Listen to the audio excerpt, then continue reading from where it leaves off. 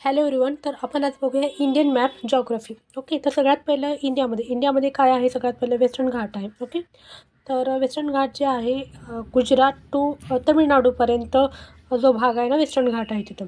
Next इकडे eastern घाट. तर eastern घाट कुठं आहे बघा इथं. ओके, तमिळनाडूपर्यंत आहे.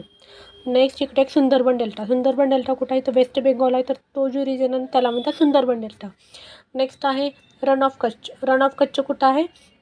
गुजरातमध्ये आहे. ओके, आणि next Thar desert. Thar desert कुठं आहे? एक तर राजस्थानमध्ये आहे. Next Aravalli range. Aravalli range कुठं आहे?